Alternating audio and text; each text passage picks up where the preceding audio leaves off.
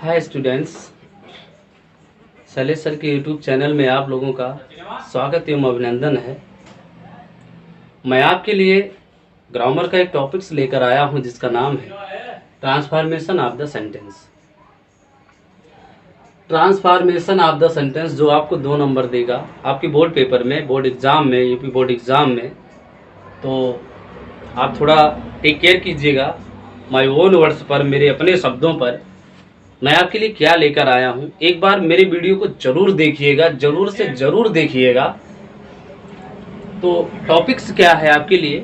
Transformation of the sentence. Clear? Transformation of the sentence. Sir क्या मतलब होता है ट्रांसफॉर्मेशन ऑफ द सेंटेंस का? तो बेटा ट्रांसफॉर्मेशन मीन्स होता है परिवर्तन, ऑफ मीन्स का, द सेंटेंस मीन्स वाक्य, वाक्य का परिवर्तन, वाक्य का परिवर्तन ही हमारा ट्रांसफॉर्मेशन ऑफ द सेंटेंस कहलाता है। Sir what is the definition of the transformation of the sentence? Sir जो ट्रांसफॉर्मेशन ऑफ द सेंटेंस आपने राइट किया है बिफोर मी, मेरे समक्ष है, उस ट्रांसफॉर्मेशन ऑफ द सेंटेंस का मतलब क्या है? तो ध्यान दीजिएगा, इसकी जो डिफिनीशन है बेटा समझिएगा। डिफिनीशन किसी ग्रामेटिकल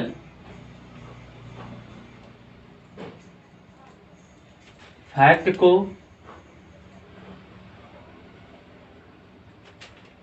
किसी दूसरे ग्रामेटिकल फैक्ट में, किसी दूसरे ग्रामेटिकल फैक्ट में बिना किसी ग्रामेटिकल फैक्ट को किसी दूसरे ग्रामेटिकल फैक्ट में बिना अर्थ बदले हुए, अर्थ मीन्स सेंस, अर्थ बदले हुए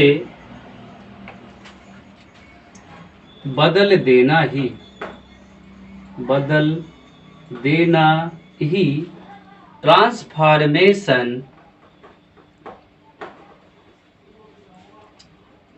ऑफ द सेंटेंस कहलाता है।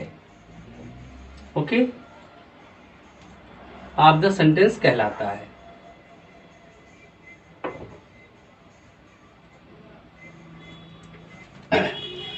किसी ग्रामेटिकल फैक्ट को किसी दूसरे ग्रामेटिकल फैक्ट में बिना अर्थ बदले हुए बदल देना ही ट्रांसफॉर्मेशन ऑफ द सेंटेंस कहलाता है। आप इस बात को बहुत ध्यान से देखिएगा, जो मैं आपके समक्ष बोल रहा हूं इस पर हीड कीजिएगा, बहुत ध्यान दीजिएगा। ऐसा आपको पूरे यूट्यूब में आप सर्च कर लेंगे, अगर कोई पढ़ा देगा तो बताना उस दिन से मैं अपना वीडियो बनाना बंद कर दूंगा। This is my challenge and this is the real fact before you. किसी ग्रामेटिकल फैक्ट को किसी दूसरे ग्रामेटिकल फैक्ट में बिना अर्थ बदले हुए उसको बदल देना, सेंटेंस को बदल देना, हमारा ट्रांसफॉर्मेशन ऑफ द सेंटेंस कहलाता है। ट्रांसफॉर्मेशन ऑफ द सेंटेंस, इसकी क्या रियलिटी है? ट्रांसफॉर्मेशन, सबसे पहली बात ये कि ट्रांसफॉर्मेशन वर्ड जो यहां पर लिखा है ये हमारा कौन सा पार्ट ऑफ स्पीच है? कोई बताओ,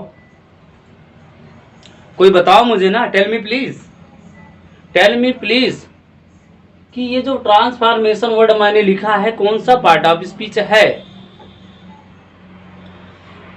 तो एक बात याद रखिएगा, यहां भी आपको एक सेंस मिलेगा कि जिस शब्द के लास्ट में, जिस वर्ड के लास्ट में TION मिले, NESS मिले, TY मिले, वो हमारे नाउन होते हैं बेटा। क्या होते हैं? नाउन। क्लियर? सेंटेंस, ये कौन सा पार्ट ऑफ स्पीच है? जिस शब्द के लास्ट में ENCE, ANCE, AL ऐसा कुछ मिले वो समझ लेना आपका एडजेक्टिव है। तो transformation of the sentence, transformation is a noun word and the sentence is an adjective word.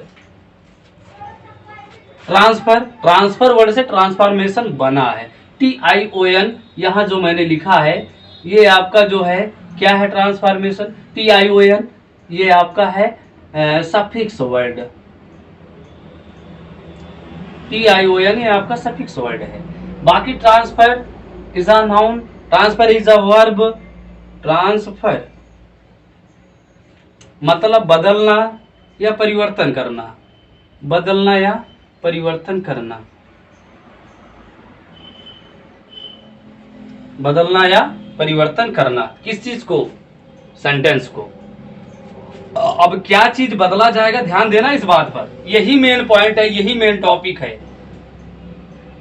केवल रूप को बदलना, सेंटेंस के केवल रूप को बदलना, सेंस को नहीं बदलना भाई, ये बात ध्यान रखिएगा। केवल सेंटेंस के रूप को बदलना, सेंस को मत बदलना। अगर सेंस बदल जाएगा तो ये आपका हो जाएगा तुरंत टेंस में चला जाएगा, ये बात ध्यान दीजिएगा। सेंटेंस का केवल रूप बदले, अर्थ ना बदले, वही transformation of the sentence in one line grammar. याद करो ना यार, वन लाइन ग्रामर क्या कहता है, इसके टॉपिक्स पर क्या कहता है वन लाइन ग्रामर, कि केवल सेंटेंस का रूप बदले, अर्थ ना बदले, वही ट्रांसफॉर्मेशन ऑफ द सेंटेंस है। बिल्कुल without any hesitation you listen to me, मेरे वीडियो को आप देखो।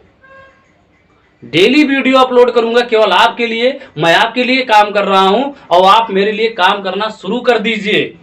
चैलेंज है 100 में 100 मिलेगा, दैट इज सेलेक्शन चैलेंज, ये आप अपने दिमाग में नोट इट करिएगा। तो फॉर्म एंड सेंस, अब ट्रांसफॉर्मेशन ऑफ द सेंटेंस के अंतर्गत क्या सर ट्रांसफर किया जाता है? तो बेटा 3 टॉपिक्स है इसके अंतर्गत, ट्रांसफॉर्मेशन ऑफ द सेंटेंस के अंतर्गत 3 टॉपिक्स है, मैं रेज करता हूं।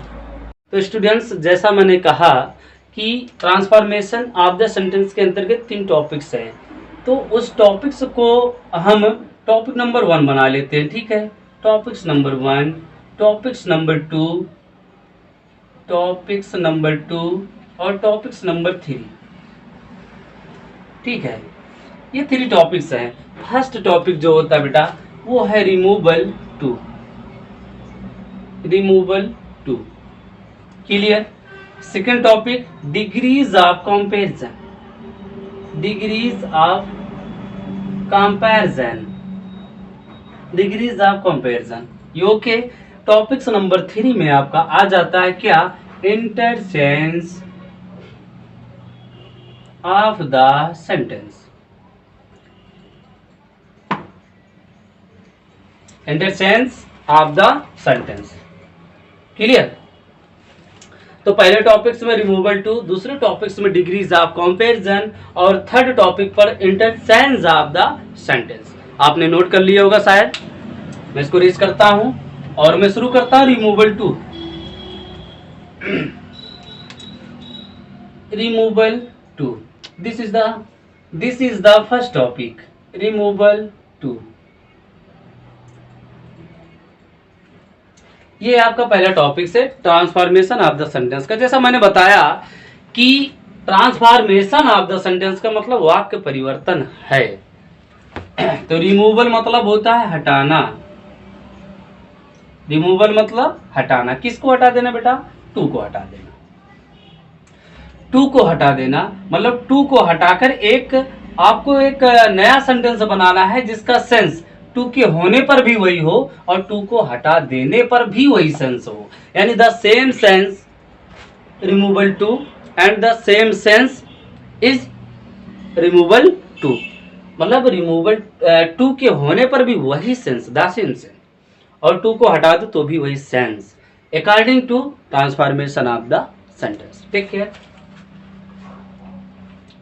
तो टू, सबसे पहले जानते हैं कि टू का मतलब क्या है। टू का मतलब क्या है, सबसे पहले यही जानते हैं।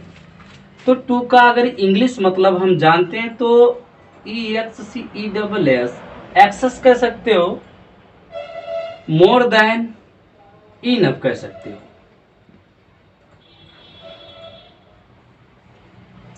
ये इसका मतलब होता है। टू का मतलब क्या है, एक्सेस, मोर देन इनफ मतलब कोई भी चीज हो आवश्यकता से ज्यादा अगर है तो क्या है, टू है। आवश्यकता से ज्यादा अगर कोई चीज है तो क्या है, एक्सेस है, मोर देन इनफ। आवश्यकता से ज्यादा, जरूरत से ज्यादा, suppose that more than enough मतलब जरूरत से ज्यादा, जरूरत से ज्यादा। अब एक बात आप सोचिए, अगर कोई भी चीज जरूरत से ज्यादा होगी तो क्या सेंस देगी, पॉजिटिव सेंस देगी या फिर नेगेटिव सेंस देगी, वो जो है पॉजिटिव देगी या नेगेटिव देगी। एग्जाम्पल के तौर पर आप जानिए, आप भोजन करते हैं, आपका पेट भरा है, फिर भी आप खूब भोजन करते हैं, पूरा एकदम यहां तक कर लिए, ग्रास नली तक, एकदम मुंह तक आ गया, माउथ तक आ गया, तो ये बताओ वो आपके लिए क्या रहेगा, यूजफुल या हार्मफुल, नुकसानदायक। तो सपोज दैट कहने का मतलब मेरा ये है कि जो मोर देन इनफ का सेंस है वो क्या है, नेगेटिव है। तो जब वो नेगेटिव सेंस है तो जरूरत से ज्यादा अगर कोई चीज हो गई तो वो नेगेटिव सेंस में चला जाता है।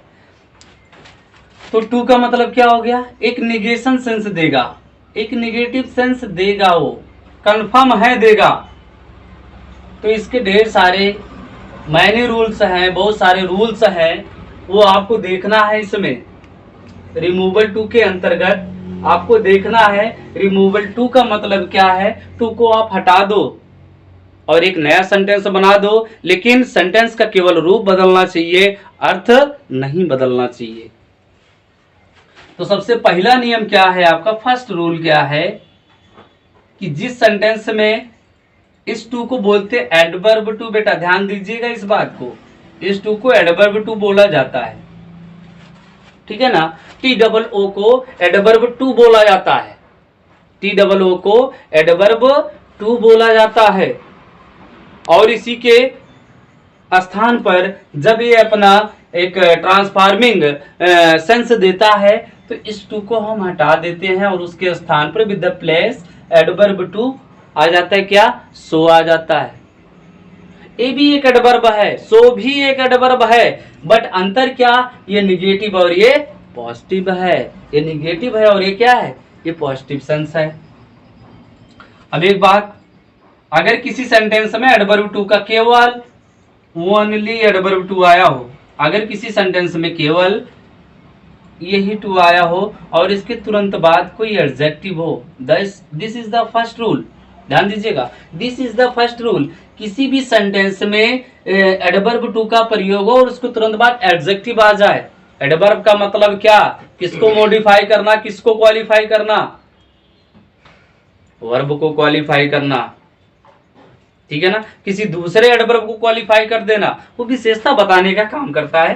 अब इतना कहने का मतलब क्या है कि T double O plus adjective अर्थात एडवर्ब टू का प्रयोग किसी सेंटेंस इकलौता अगर है तो इसके स्थान पर हम क्या यूज कर सकते हैं, जब हम एक ट्रांसफॉर्मेशन करते हैं, अपने सेंटेंस में ट्रांसफॉर्मिंग करते हैं, तो उसका रूल क्या बन जाएगा।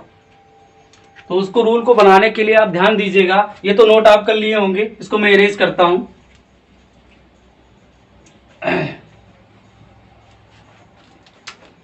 जब किसी सेंटेंस में रिमूवल टू का प्रयोग होता है अर्थात टी डबल ओ, केवल एक टू एडवर्ब टू आना चाहिए, इसको हटा देंगे और इसको हटाकर हम जो यूज करेंगे beyond the proper limit, beyond the proper limit. अगर देखा जाए तो टू का सिनोनिम्स है, ये पर्यायवाची है। बियॉन्ड मतलब के बाहर, द प्रॉपर मतलब प्रॉपर लिमिट, एक जो उसकी उचित लिमिट है, जो सीमा है, उस सीमा के बाहर वो एडजेक्टिव है, तो ये एडजेक्टिव के लिए काम करता है टू भी और बियॉन्ड द प्रॉपर लिमिट भी। तो इसको सेंटेंस में किस तरह लॉन्च करेंगे, किस तरह सेंटेंस में इसको सेटअप करेंगे। सपोज जैसे एक example, he is too lazy, he is too lazy. बहुत लोग ऐसे कहते हैं, टीचर बहुत कहते हैं कि सर ये sentence he is too lazy पूरा अपने आप में कंफर्म नहीं है, लेकिन बात ये, हाँ ये तो रियल बात है कि ये सेंटेंस अपने आप में कंप्लीट नहीं है, मैं इस बात को मानता हूं, लेकिन इसके आगे जो सेंटेंस आएगा वो मुद्दा यहाँ पर नहीं है। मैं केवल ये मुद्दा उठाया हूं आपके समक्ष कि जब सेंटेंस में केवल एक टू आए, केवल एडवर्ब टू आए, इंफिनिटिव टू का प्रयोग ना हो। ओके, तो क्या करेंगे, इस टू को हम हटा देंगे, ठीक है, एडजेक्टिव पहले आ जाएगा और बियॉन्ड द प्रॉपर लिमिट बाद में चला जाएगा, तो हो जाएगा इसका सेंटेंस क्या बन जाएगा, answer he is beyond the proper limit, beyond the proper limit.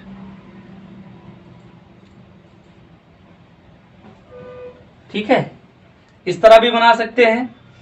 एक रूल्स और है कि इस टू को हटाकर एडजेक्टिव के पहले एक्सट्रीमली रखकर बना सकते हैं, अर्थात ही इज एक्सट्रीमली, उसके बाद जो आपका एडजेक्टिव पार्ट है बेटा उसको रख लेते हैं, ठीक है ना, ही इज एक्सट्रीमली लेजी। ये दो नियम है, चाहे आप बियॉन्ड द प्रॉपर लिमिट से बना लीजिए, चाहे ही इज एक्सट्रीमली लेजी से, एडजेक्टिव के पहले एक्सट्रीमली रखा जाएगा, ये बात याद रखिएगा, भूलिएगा नहीं। और जो बियॉन्ड द प्रॉपर लिमिट है ये आपका एडजेक्टिव के बाद रखा जाएगा, I mean he is lazy beyond the proper limit. Okay, thanks. आज के लिए इतना काफी, कल इसी समय, इसी वक्त, इसी टाइम आपको फिर से मैं मिलूंगा, आपका शैलेश सर। और लास्ट में ये आपके लिए बहुत ही ज़रूरी है कि मेरे इस वीडियो को आप सब्सक्राइब कीजिएगा, बेल आइकन दबाना ना भूलिएगा। आप लोगों का बहुत बहुत धन्यवाद, thank you so much. Next part आपको कल इसी वक्त, इसी समय आपको मिल जाएगा। Thank you very much, bye bye.